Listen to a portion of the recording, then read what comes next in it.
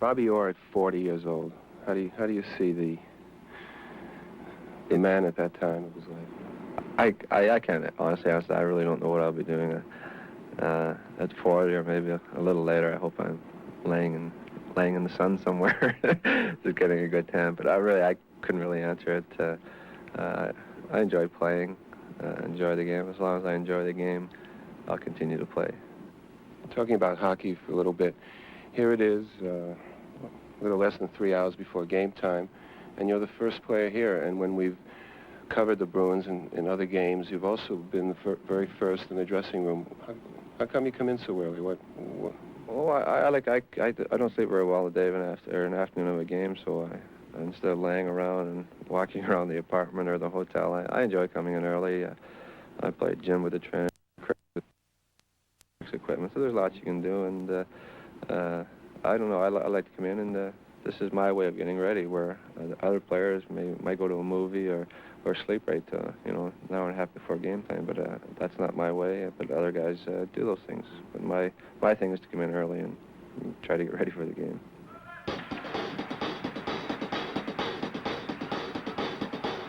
Bobby Orr, wearing number 4 on his black and gold Boston uniform, brings a growing legend to any ice he skates on.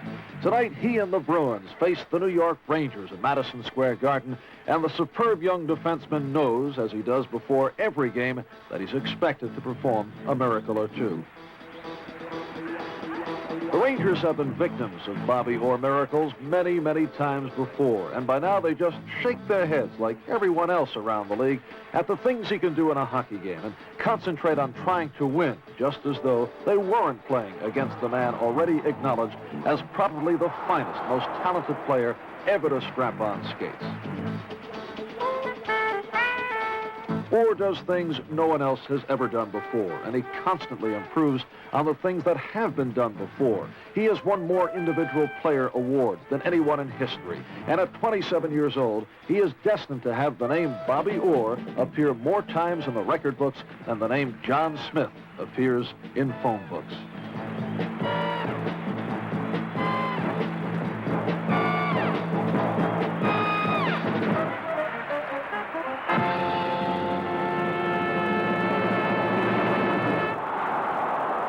A patented Bobby Orr rink-long rush ends with the puck in somebody else's goal, and even before everyone in the sellout crowd has filed in, Boston jumps to a quick 1-0 lead.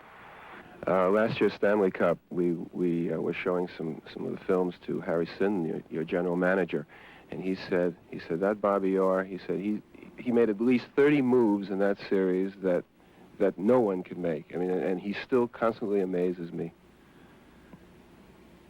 I'm supposed to answer. Well, I mean, what do you think of a comment like that? Well, it's very nice. I'm sure that, again, if we were to watch other players, guys like Clark and Esposito, they made a few moves themselves.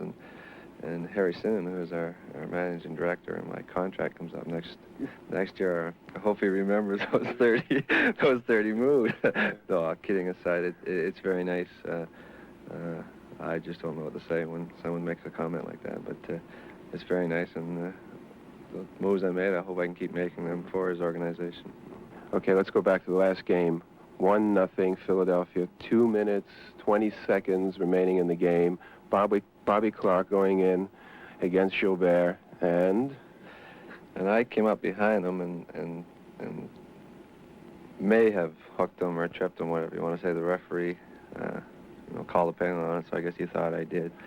But it was a tough thing. With 2 minutes and 20 seconds to go in the third period, we're down 1-0. In the sixth game, we're down 3-2 in games. I thought it was a bad call, but it looked like a trip, a hook, whatever you want to call it. I even forget what he called it. But I don't know. It's over. It's history now. It's gone. I was upset that I think more frustration than anything. Especially at that time when we're about to be eliminated, and there's only 2 minutes and 20 seconds to go in the game, and I have a 2-minute penalty. I was upset. Talking about other hockey teams, tonight against the New York Rangers is a young guy, Ron Greshner, defenseman. He's going to be something. The fans have to keep an eye on him. He can handle that puck. He's very smart. He can shoot. He's going to be some hockey player. I think he's only 19 years old. And he's going to be something. I can remember that while we were here, I think his first or second game of the season we were in. Geez, I said, we all said, I think all the players commented how good he was, and we thought maybe he's just going to be a flash in the pan, but no way, he's going to be something. He is something right now, and he's going to get a lot better. What's the problem with the Rangers? What's their story? Gee, I really don't know. I've got to say one thing. If their injury, it's incredible each year, the injuries they get. I mean, we go through this year, the injuries they've had. Ron Hare, Dale Rolfe, Brad Park, John Rattel was Gilbert.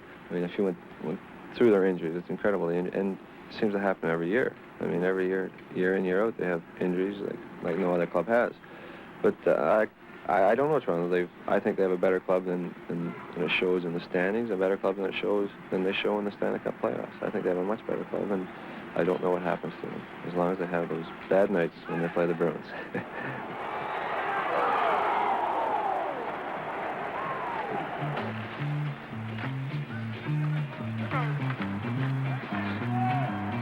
The Rangers can't afford a bad night against the Bruins. Their intra-city rivals, the New York Islanders, are breathing down their necks in a serious challenge to take second place away from them. And they need to beat the Bruins to prove to themselves they'll be ready for the start of the Stanley Cup playoffs only 2 weeks away.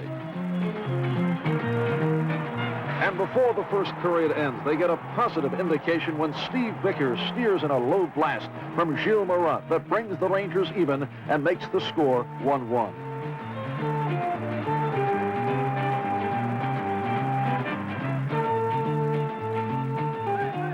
Over the past 5 or 6 years, the Bruins, probably more than any other team in the league, have prevented New York from winning its first Stanley Cup since 1940. And the Rangers have yet to beat them this season.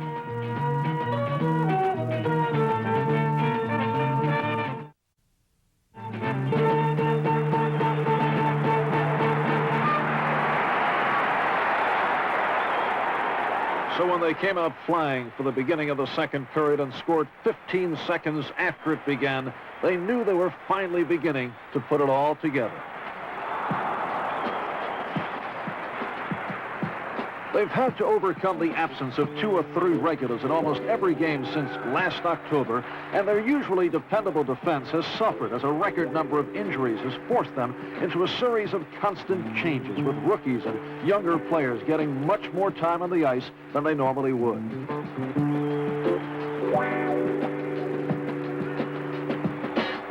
Boston is playing tonight without Phil Esposito, number 2 behind Bobby Orr in the race for the league's scoring title, and without Wayne Cashman and Terry O'Reilly, 2 of their hard-checking forwards who make the Bruins one of hockey's most physical clubs.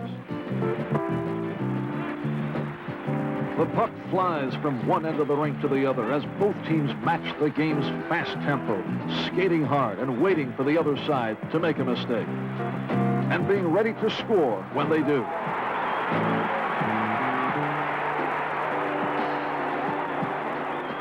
As slick Ranger center John Rattel takes the puck and slides it under goalie Gilles Gilbert only a minute and a half after New York's second goal to give them a 3-1 lead.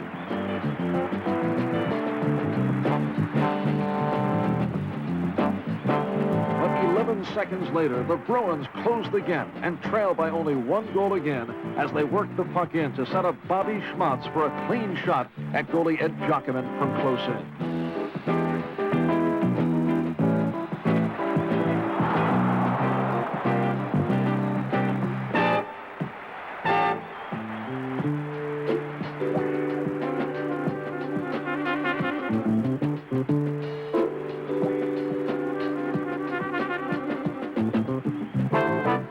This is the time in a tight game when Bobby Orr usually begins to take charge. He's won the Norris Trophy as the outstanding defenseman in the league for 7 consecutive seasons, missing it only in his first year, but that was the year he won the Calder Trophy as outstanding rookie.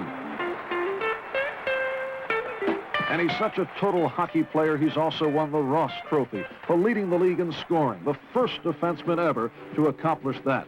And this year, he's leading it again with 42 goals and 86 assists for an incredible 128 points. But tonight, the Rangers aren't giving him a chance to work his magic, as rookie Ron Breshner feeds Vickers to restore New York's 2-goal lead.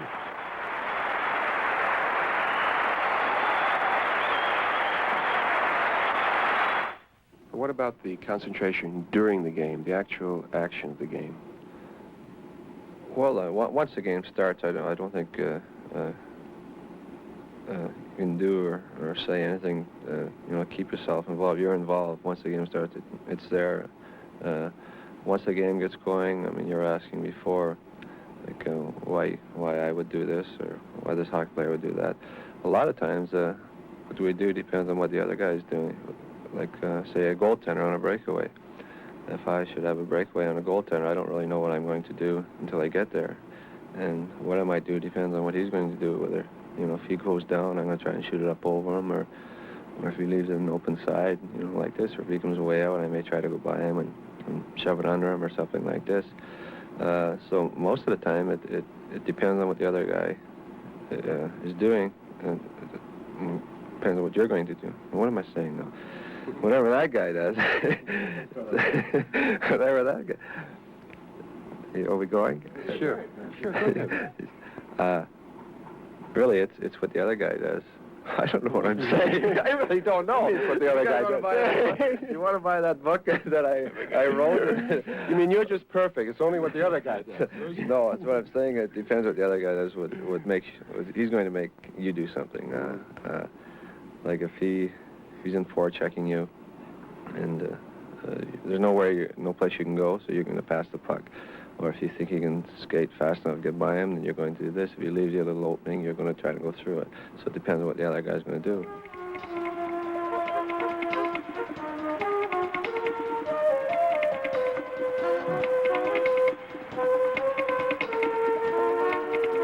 But before the second period comes to a close, Boston brings the score to 4-3, with defenseman Carol Vadnais getting the goal.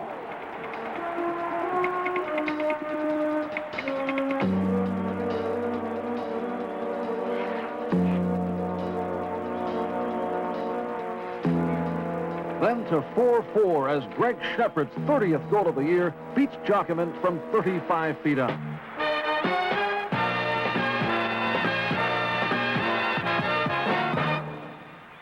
Boston's explosive scoring power has become famous by the Bruins' ability to get their goals in clusters. And now the Rangers' strong offense must start all over again to build up yet another lead. The pressure that, you had to live up to. And really, people keep using the word pressure, but I think in your case, it was really more dominant than any other player. How do you feel? Year after year, you're really producing, you're the team leader, you and Espo, and how do you sort of relate to this year after year? Well, we've got a pretty good hockey club, so that makes it a lot easier. When you're going out winning, like I say, it takes a lot of everything off you and everyone else. But the way I look at it, I have a job to do, and that's to play hockey. I enjoy playing hockey. I get paid a lot of money to play hockey. So when I go on the ice, I've got to do my job. So you really can't take the pressures. And I don't know about other players, but when I go on the ice, some nights you don't even hear the fans.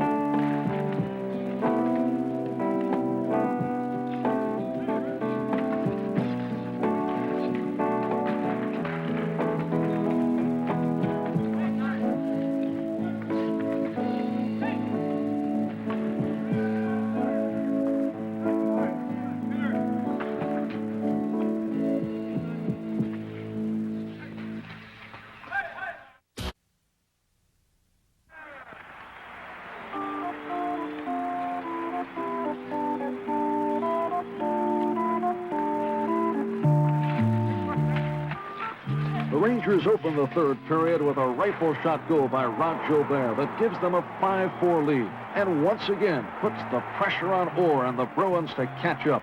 And the scoring duel between these two fast-moving teams is reignited.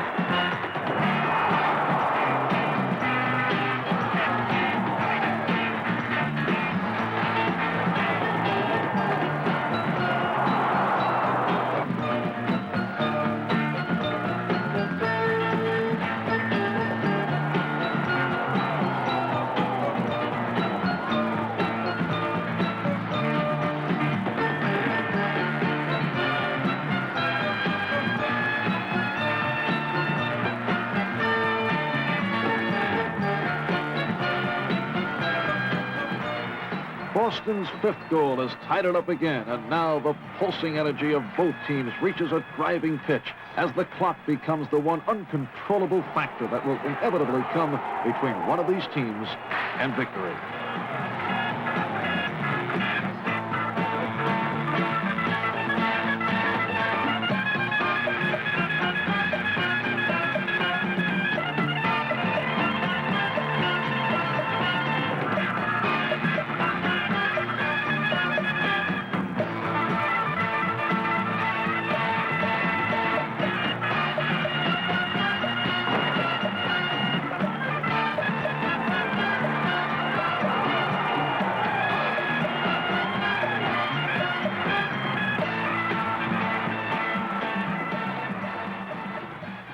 Robert Gordon Orr was discovered by Boston scouts on an outdoor pond near tiny Parry Sound, Ontario, when he was 12 years old, and the Bruins sponsored the team for 2 years just to be sure they would get first shot at signing him up. He reported to the club when he was 18, and it took him longer to break the habit of calling his teammates Mr. Busick and Mr. Green than it took for him to break his first league record. He's the only man ever to win the Most Valuable Player award 3 straight years. The only one ever in playoff competition to be twice named Outstanding Player. And the first one to admit that the magic doesn't happen every time. With only a little over a minute left to go in the game, and the Rangers now ahead 6-5, the Bruins have pulled their goalie to put an extra skater on the ice in a desperate attempt to get the tying goal.